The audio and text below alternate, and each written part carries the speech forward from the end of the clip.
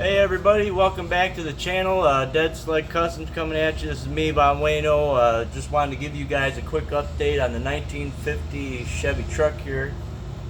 So what I'm messing around with right now is I got the body up on jack stands over the frame, and we cut out the floor was already cut out, so I'm fitting and cutting and making a new floor for it. And I'd like to give you guys a quick update.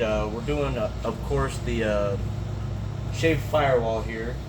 So it's an aftermarket firewall piece that you could buy for these, and then I'm going to weld it, hard weld it in, and that'll give it also extra structural integrity.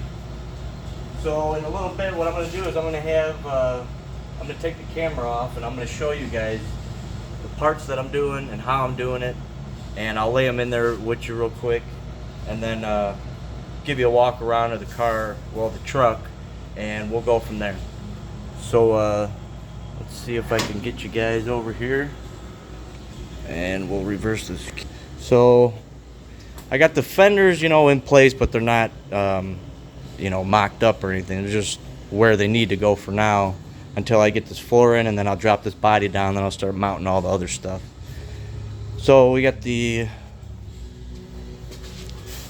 cab on the frame, we got the bed on the frame, but it's not in place at all. So we got the doors on. I've been messing with the doors, trying to get those nice and aligned. I noticed that with the driver's side was great, passenger side not so great, but we'll make sure that it's perfect when it's done, of course. So pretty much I cut out what I needed here for the engine so that cab can come and meet up exactly where the stock frame holes are that mate the cab to the chassis. So I made sure that we have clearance there on the firewall and everything like that to do the floor, make sure everything's going to jive.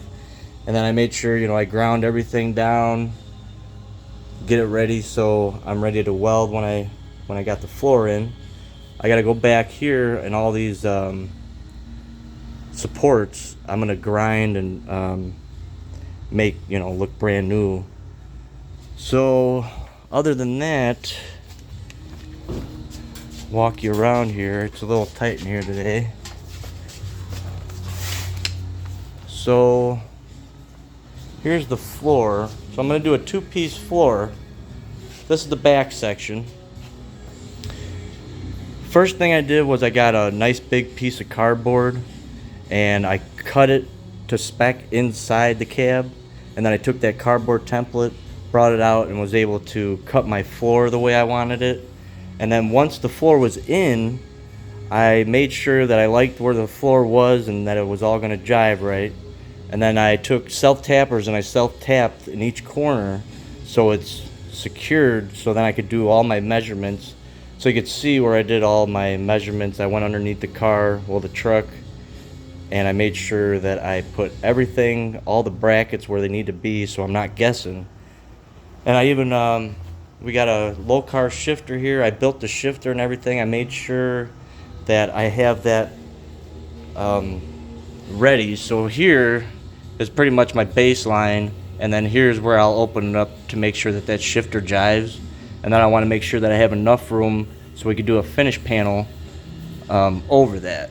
Got to make sure you leave enough room so that when you do your finish panel, that little chrome bezel with your boot, you have something to screw to, because if you go too wide with this, then you're going to have to put another piece of metal in, all that crap. So I even did a 45-degree bend in the metal, soft bend, round bend, so it looks, I like that. That's more aesthetically pleasing to me, but you can do a hard bend, whatever you need to do. She will have a firewall mounted gas pedal and brake. So the only thing really going on the floor or the lower firewall is going to be, the shifters. And that'll be about it, I think. So with that being said, even on the transmission, when I was doing this floor, it wants to sag in the middle because, of course, there's no support in the middle.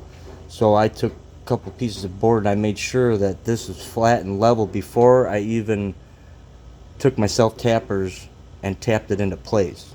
Because if you're sagging, then you're not going to be right, and it's going to try to bind on you. So make sure that you're level. And I brought out, I got a level, you know, not so big, but you know, this did the job for me. Just put it across the floor, make sure that everything looks level and not bumpy or has, you know, big highs and big lows. You don't want that. So we'll go straight up with a flat floor. I know he's getting a seat. So other than that, we're looking pretty good. We got pretty much all the hard parts.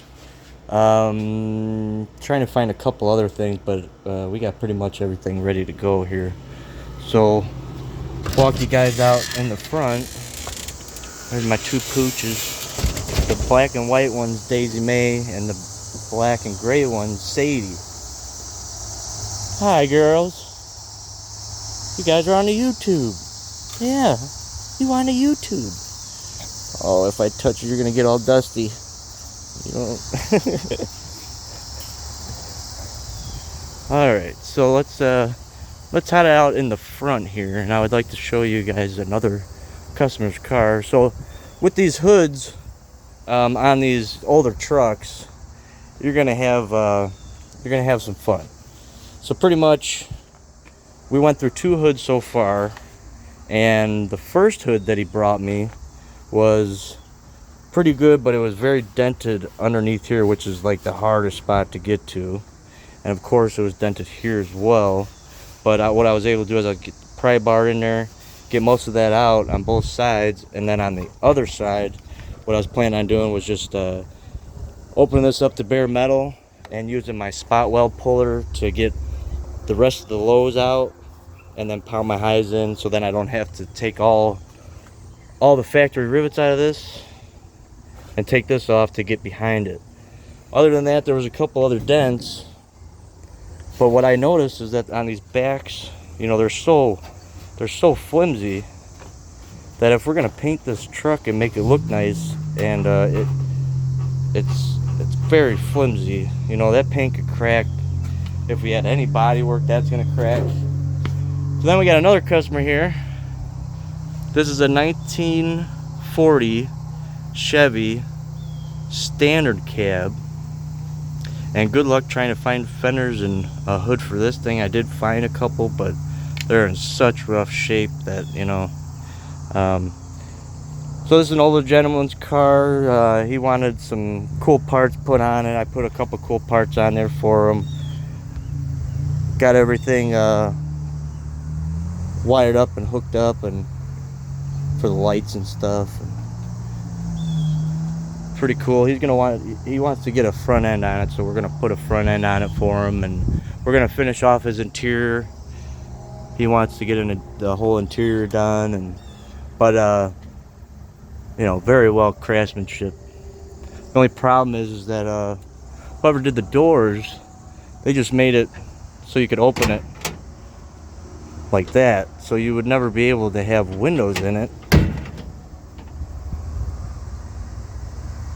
So what I was thinking was cut that, leave that mechanism there, take a lever going straight down to the bottom of the door, and you could see that there is room at the bottom of that door where I could put a handle that'll be here, and really all you'd have to do to open the car is just take your foot and kick it, and it'd pop it.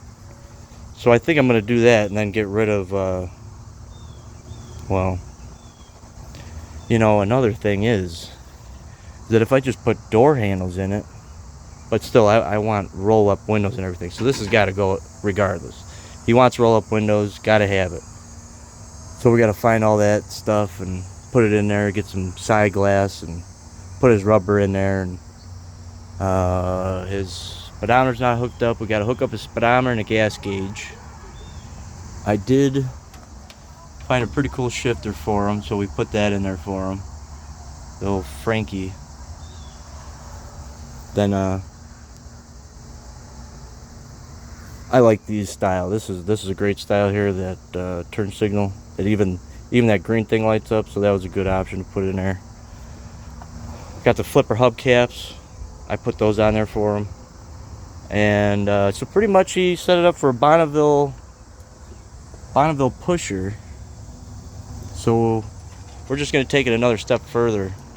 But he still wants to do that. He's got a big dream for Bonneville, and I can understand and relate. So we're gonna finish this bed off too. This is all gonna be nice and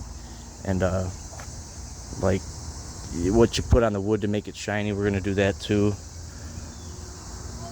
Not a big green person, but this green is great and very nicely done. Didn't do that paint job, but not bad at all. So then this hood, he got a second hood here, and this one's even worse. Even the corners here, you can see that they're rusted away and they're starting to split in each spot. And then even underneath, if you look right here, it's all the way rusted on both sides. So in order to make one good hood, I would have to take this off, take the front section off, take these parts, put it on this one, and it's just a lot of messing around that if we're gonna make paint by the time winter comes, I can't be messing around with all that stuff, and we'll do the floor and everything like that. So we are going to focus on floor, firewall, and getting it ready for paint, so I can't you know, spend too much time on trying to fix a hood that, you know, we could just buy a new one. And he was using all old parts. I could understand that, to try to save every part that was on the car, but he's going new rear fenders, new bed, new front fenders, and we might as well do a new hood. So the only thing that's going to be old really is going to be the cab itself. And I think, I don't know, somebody redid these doors and then primed them, but from not using epoxy primer and leaving it, I have to resand all these doors open anyway, because if you look, wherever I start to sand, you'll see surface rust underneath, and that's just from leaving it primed for too long and moisture will get to it. Got to put Transtar epoxy primer if you're going to leave it in primer for a long time. So I'm going to strip these doors down, and I still got to do that with the whole interior. I got to strip this back down. I started doing all the metal work and pounding the highs and lows, getting all the highs and lows ready so we could start addressing the dents. And by the time I got done with addressing all these dents everywhere on the cab and the top of the roof and on the back here, you could still see a lot of dents. So I coated it with mud by the time I was done finding all the dents and coating and putting mud on the dents. I was like, oh my God. So I might as well just coated the whole thing. And then once you start sanding back, you can start pounding down all these highs. You'll be able to see more of your lows, so then you'll be able to pound that a little out, and you'll be able to mess with that more. So I'll make sure that that's squared away. And then here I'm gonna put this new firewall in, weld it in, and then on the back side, once I'm done welding it in, I'm gonna really try and cut around it.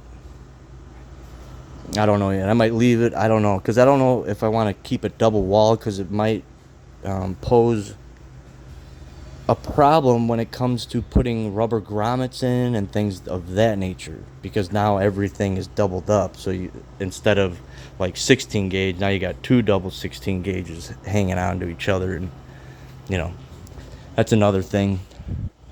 So other than that, here on that cab corner here, this is a rust area. I'm gonna end up cutting that here and then replacing that, and then laying my new piece for the floor that goes up into that area. But we'll show that on another video coming up soon. But for now, what I'm gonna do is I'm gonna focus on putting all my holes in the floor the right place where they need to go. Once I like it and I know that everything's where it has to go, then what I'll do is I'll make another video of me putting the floor in with all my holes and everything ready, even for my tack welds on my supports on the floor. Once all that's in, ready to go, I'll do one more quick update so you guys can see how it goes in and what I'm really doing with the floor once it goes in. But other than that, that's pretty much what's going down. Almost got those two Mustang fenders all done. You can see one of them back there. So I did got all the body work done, sanded into 220, then primed it. Now I'm 220 it again, making sure all my highs and lows are addressed. Everything looks great, and then I even take, after I'm done priming, I'll take some really nice here, I'll show you the product. Hold on. So what I do is I'll take this, it's called USC icing. I'll take this stuff, and after I'm done with all the bodywork, and you know how you got pinholes, you can't find them all when you're in bodywork. So when you're in primer, you can see some pinholes left over if you do have them. If you do, take this stuff and just make sure you fill the holes with it. You can even skim them across the whole panel. Then you go back with 220. Make sure you don't go heavy, because it'll cause bumps if you go crazy. So you go lightly over the panel again with 220, get all this stuff off except for that's in the holes. Once you're good with that and everything looks okay, then you could take sealer primer and you do a nice coat of sealer primer, and that creates a barrier. And then you could take that, and what I usually do is before I use that sealant, primer sealant or whatever it's called, I will 400 wet sand the whole panel, and you will see some bodywork pop out, but that's what that sealer is for. Once you get everything perfectly straight, wet sand it out in 400, then you do your sealer over that. Then you'll take 600, you lightly go over all that to make sure everything looks fine, no runs, nothing like that. Then from there you scuff pad with a gray scuff pad, not a red, because that's too coarse. Do it real nice with the gray scuff pad. You can even do it wet, especially if you're not painting, like priming the whole panel wherever the paint is and the primer meets. You do that gray scuff, then you're blended in and you're scuffed up, and so you have good adhesion. Once all that's done, then you prep your butt off. Make sure that thing's totally clean. You could eat off of it, and then clean it again, and then clean it one more time, and then do your tack cloth, and then paint. And then you could wet sand the paint with like 2500, and then if you go through anywhere with the paint a little more, make sure there's no nibs. Then you take a tack cloth, make sure it's perfectly clean, and then you could clear coat it. And then from there, you do your wet sanding and buffing and all that stuff. So fun. What else? I think that's it. We'll do another video pretty much coming soon, and go from there. Again, everybody, thanks. Have a good weekend. It's Friday. Thank God Friday. Tune in again. It's Von Wayno signing out.